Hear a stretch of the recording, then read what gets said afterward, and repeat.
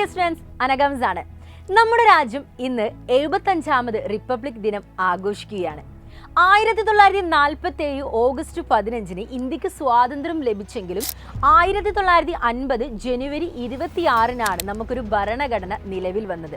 അന്ന് മുതലാണ് ഇന്ത്യ സ്വതന്ത്ര റിപ്പബ്ലിക്കായി മാറിയത്.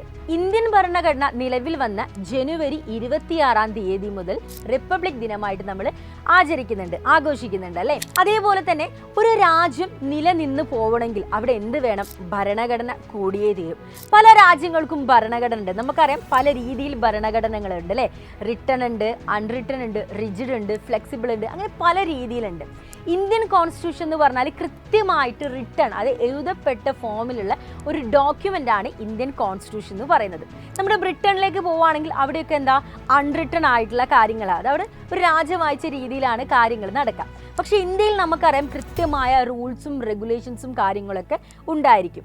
അതുകൊണ്ട് തന്നെയാണ് ഇന്ത്യൻ കോൺസ്റ്റിറ്റ്യൂഷൻ ലോകത്തിലെ ഏറ്റവും വലിയ കോൺസ്റ്റിറ്റ്യൂഷനായി മാറിയിട്ടുള്ളത്. 1946 ക്യാബിനറ്റ് മിഷന്റെ നിർദ്ദേശപ്രകാരമാണ് ഇന്ത്യയിൽ ഒരു ഭരണഘടന നിർമ്മാണ സമിതി രൂപീകരിക്കുന്നത്.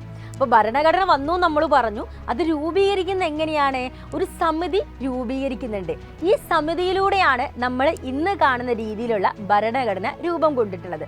അപ്പം എങ്ങനെയാണ് നമ്മൾ ഇന്ന് കാണുന്ന രീതിയിലുള്ള ഭരണഘടന എത്തിയിട്ടുള്ളത്?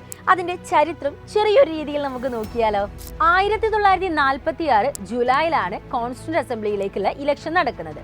1946 ഡിസംബർ 9 ഫസ്റ്റ് മീറ്റിംഗ് നടക്കുന്നു. അവിടെ വെച്ച് താൽക്കാലിക ചെയർമാനായിട്ട് ഡോക്ടർ സച്ചിദാനന്ദ സിൻഹ വരുന്നു. അടുത്ത വർഷം തന്നെ, അതായത് 1947 ഓഗസ്റ്റ് 29 ഡ്രാഫ്റ്റിംഗ് കമ്മിറ്റി രൂപീകരിക്കുന്നു. അതിൻ്റെ ചെയർമാനായിട്ട് ഡോക്ടർ BR അംബേദ്കർ വരികയാണ്. നമ്മുടെ ഇന്ത്യൻ കോൺസ്റ്റിറ്റ്യൂഷനിൽ നോക്കുകയാണെങ്കിൽ മൊത്തം 8ഓളം കമ്മിറ്റികൾ ഉണ്ടായിരുന്നു. അതിൽ ഏറ്റവും ഇമ്പോർട്ടൻ്റ് ആയ കമ്മിറ്റി എന്ന് പറയുന്നത് ഡ്രാഫ്റ്റിംഗ് കമ്മിറ്റിയായിരുന്നു. അതിൻ്റെ ചെയർമാനായിട്ട് വരുന്നത് ആരാണ്? നമ്മുടെ ആർക്കിടെക്ട് ഓഫ് കോൺസ്റ്റിറ്റ്യൂഷൻ എന്നറിയപ്പെടുന്ന നമ്മുടെ BR അംബേദ്കർ. 1949 നവംബർ 26 നമ്മുടെ constituent assembly Indian constitution adopt ചെയ്യുന്നുണ്ട്. പക്ഷേ അത് നിലവിൽ വരുന്നത് 1950 ജനുവരി 26 അപ്പോൾ നമ്മുടെ ഈ ഒരു ദിവസം ഭരണഘടന നിലവിൽ വന്ന ദിവസമായിട്ടും നമ്മൾ എന്ത് ചെയ്യുന്നുണ്ട്?